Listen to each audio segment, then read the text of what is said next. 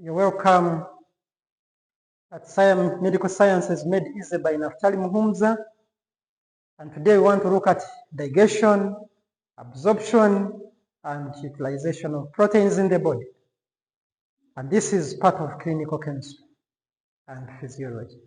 So we want to see when we take these proteins made up of a polypeptide chain joined together by peptide bonds. And these polypeptide chain, these are amino acids joined together by the peptide bond. So we want to see when we take a meal containing glucose, containing proteins, how is it dealt with by the digestive system. So we want to see digestion in the mouth. If the food containing protein is reaching the mouth, we see that in the mouth there is no chemical digestion. No chemical digestion of food in the mouth. No chemical digestion. There is no enzyme that acts on the proteins in the mouth, but we see only physical digestion. Physical, whereby the teeth and tongue acts on this food which we have taken to form a food bolus. And then this food bolus is the one that is swallowed via the oesophagus to the stomach. And when we are in the stomach, the food bolus in the stomach, the food bolus which have been swallowed in the stomach containing proteins, these proteins, they trigger the G cells of the stomach to release gastrin hormone.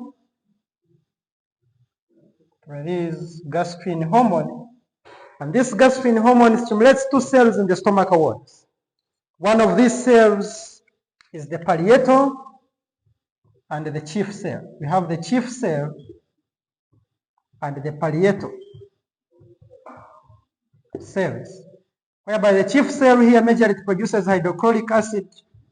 Then the chief cells releases pepsinogen. These enzymes are produced in inactive form and prorenin. So these are the two enzymes that are released in the gastric juice. So this combination of the content produced by the chief cells and the parietal cells forms what we call the gastric juice. So this gastric juice contains hydrochloric acid, contains pepsinogen, and prorenin. And we want to see what is the role of each component in digestion of proteins. First of all, we see the hydrochloric acid providing the acidic pH. This acidic pH favors the action of these two enzymes in the stomach. Then this same acid, hydrochloric acid, is the one that activates these inactive enzymes. That these enzymes, pepsinogen and prorenin, they are produced in inactive form and they are activated by hydrochloric acid. So we say hydrochloric acid activates pepsinogen to pepsin, and then prorenin to renin. This renin is written in it is a double N. It is not the same renin which is produced by the kidney. So we see pepsinogen being activated by hydrogen ions in hydrochloric acid to pepsin. And then renin, which is found in children who are still on the breast milk. We know children below 6 months, they only feed on milk. And this milk is acted upon by prorenin, or what we call renin. So we see that when we take proteins containing a long polypeptide chain, if we have a long polypeptide chain of proteins, this long polypeptide chain of proteins is acted on by pepsin. Pepsin acts on this long chain and it hydrolyzes peptide bond, that is by addition of water, to form small peptide bond. Then the renin, which is in children, for it acts on the milk You know, these children on the liquid milk, and this liquid milk, when it remains in the liquid form, it can easily just be passed through the GIT. So when they reach in the stomach, this milk, which is in liquid form, is converted into a solid form, or what we call a clot. And this process is known as coagulation, whereby renin in children produced in the chief cells, it coagulates milk from the liquid form into a solid form so that it can easily be digested well by the pancreatic enzymes, found only in children, not in adults. So this one, so we see the end products of digestion in the stomach is small peptide bonds and the solid or the corrode that is in milk. And this food, this one which is leaving the stomach, is now called the food chyme, and it is acidic because of presence of HCl. So if this food chyme continues to move to the duodenum via the pyloric sphincter, and it reaches in the duodenum, which is the first part of the small intestine, duodenum is triggered. So presence of acidic food chyme in the duodenum, the acidic food chyme in the duodenum triggers the duodenal cells to release cholecystokinin hormone. This is the hormone, and this CCK is the one that triggers the production. Remember, this acidic pH, that is acidic chyme, and enzymes in the pancreas work in alkaline medium. So we need the production of a bicarbonate. So CCK will trigger production of the bile salts, and these bile salts contain the bicarbonate, which neutralizes the acidic pH and provides alkaline pH for the action of these enzymes in the duodenum. And then this CCK goes to the pancreas and triggers the pancreas to release pancreatic juice, isn't it? And this pancreatic juice, if I can write it this side, the pancreatic juice contain enzymes of digestion or proteases, and these proteases include, they are produced in inactive form, and these proteases include trypsinogen. They are produced in inactive form. They are zymogens. You have chymotrypsin, or what you can call chymotrypsin, chymotrypsinogen. We have procarboxypeptidase,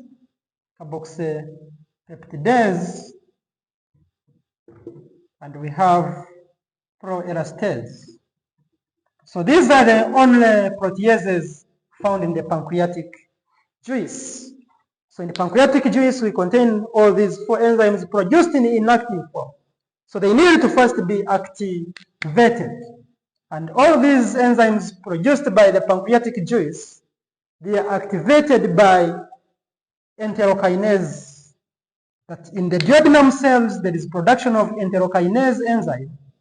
And this enterokinase is the one that activates all these zymogens. So the duodenal cells, the epithelium of the duodenum, produces enterokinase enzyme, which comes and starts activating all these proteases in the pancreatic juice. And after being activated, we shall see trypsinogen being activated to trypsin. We shall see chymotrypsinogen being activated to chymotrypsin.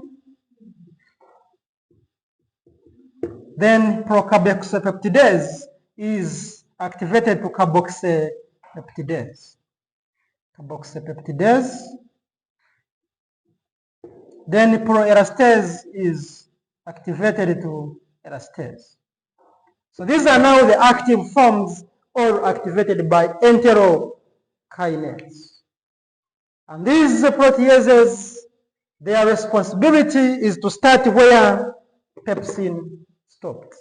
We see pepsin, for them, they broke down this long chain of polypeptide to form small peptide bonds. So we shall see all these enzymes also working on the polypeptide bond. So where the pepsin stops is where they begin from, and whereby this trypsinogen majorly targets the carboxyl ends. The carboxyl breaks the peptide bonds near the carboxyl group of amino acids. That is trypsin and chymotrypsin. Then carboxypeptidase, it also breaks down near the carboxyl end of the amino acids. Then this is elastase. For it, it works on small non-polar peptides. Remember, this is a peptide. We haven't formed amino acids. So we see these enzymes continuing breaking down some long chain peptide bonds to form small peptide. So the end product of all these enzymes is to form small peptide bonds. They are converting some long chain also polypeptides to small peptide bonds, whereby we have seen this elastase for it is specific for small non-polar peptides.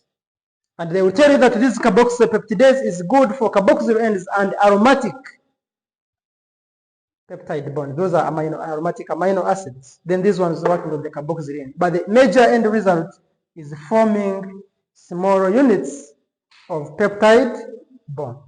At least, so the end result is either we form a tripeptide, but majorly we come up with a dipeptide. Dipeptide bond, dipeptides, and tripeptides. Tripeptides. These are the major products of digestion in the duodenum. And after forming this dipeptide and tripeptides by the action of these proteases in the pancreas, the food chain continues into the ileum.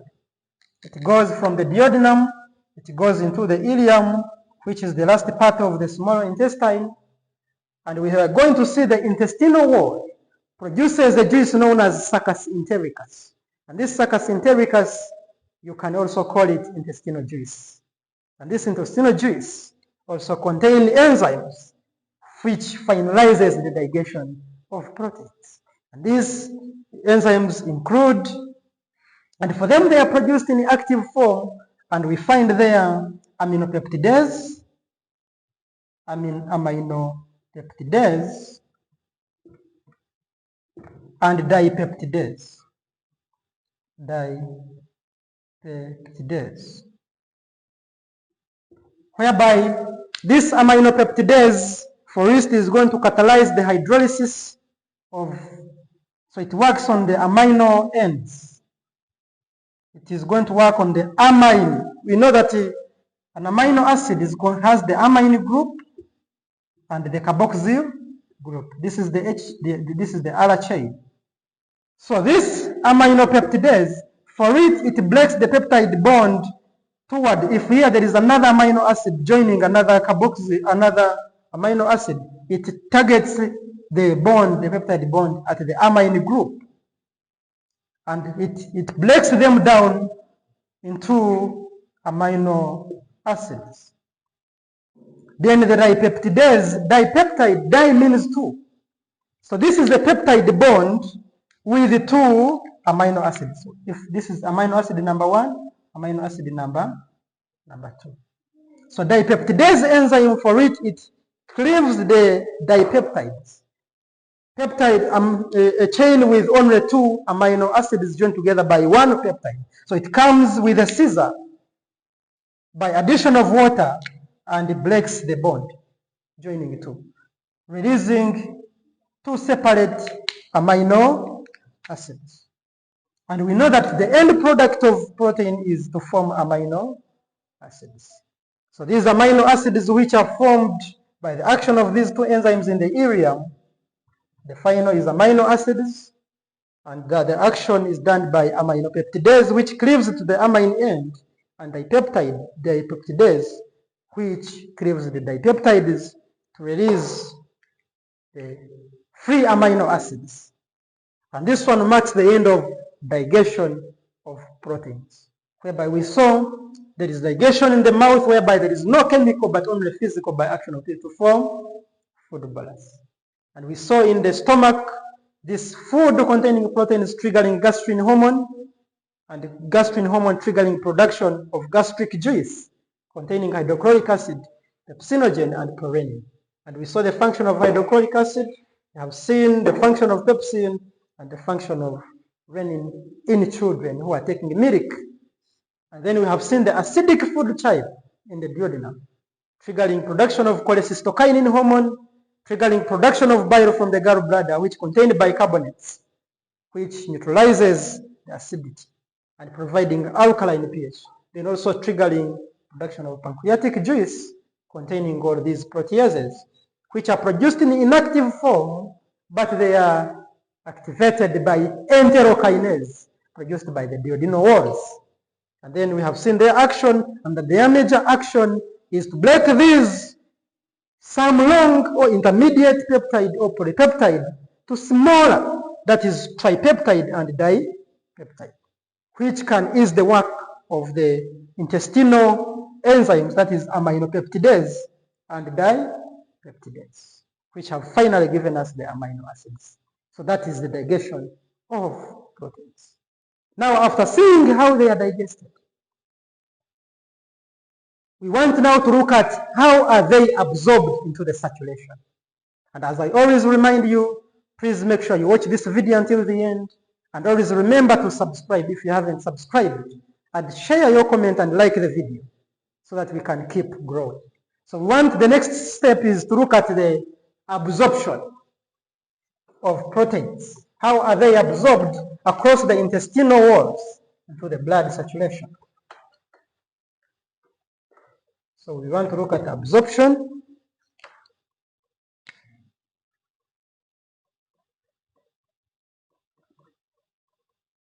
And absorption of amino acids which are formed here. The amino acids, the yellow amino acids, for them, they are absorbed by active transport. Absorbed by active transport, whereas the D amino acids, but the most abundant is the yellow type. The D amino acids, for them, they are absorbed by passive diffusion. Passive diffusion. But we want to see how do the amino acids actively transported from the stomach walls into the blood circulation.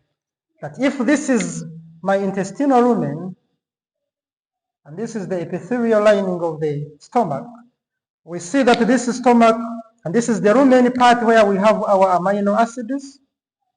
So we see that there is a transporter known as sodium transporter. That when we have sodium in the lumen, as sodium is being absorbed into the intestinal walls, we see amino acid also following, saying that I will not remain behind. So these amino acids, they are absorbed and they depend on the absorption of sodium. And when this sodium reaches this side, it enters into, this is the lumen, this is the wall, this is the blood circulation. So we see the blood this side. So this sodium continues to be transported into the blood by sodium-dependent potassium transporter, that when this sodium reaches in the blood, in the presence of ATP, we see also amino acid being transported. So this one, it involves ATP, that's why we call it active transport, and it is against the concentration gradient.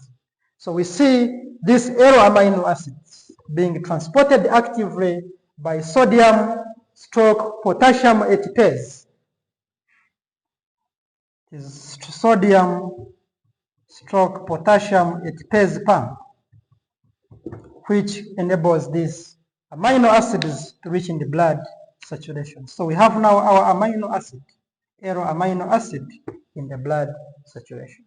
And in the blood circulation, these amino acids, they move into the first blood vessel is the hepatic portal-vein. They pass through the hepatic portal-vein, and these amino acids are transported to the liver.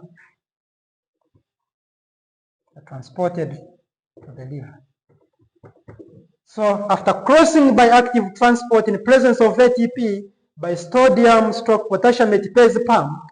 They are transported in the blood via the hepatic portal vein, and they reach in the blood and they reach in the liver where they are stored. So the absorption majorly it is active transport, whereby we see they are actively transported against their concentration gradient in presence of sodium/potassium ATPases, and after reaching the blood saturation, they are transported via the hepatic portal vein to the liver. And it is in the liver where we see metabolism of protein occurring, or where we can utilize these proteins. So the last part is utilization or metabolism. So we want to see, after we have absorbed them via hepatic portal vein to the liver, how does the body deal with these amino acids that have reached in the liver? That is what we call utilization of amino acids.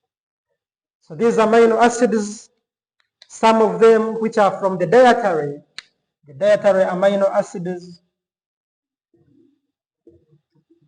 Sometimes we have also the non-essential amino acids, which the body manufactures. But we see these dietary amino acids, once they reach in the liver, they can either undergo 3 phases. They can be used for protein synthesis. We can use them to synthesize protein, that is protein synthesis, whereby it is by the action of the central dogma, replication, transcription, and translation, and we form other amino. We can build them to form other proteins which are needed by the body, like structural proteins, transporter proteins, and so on.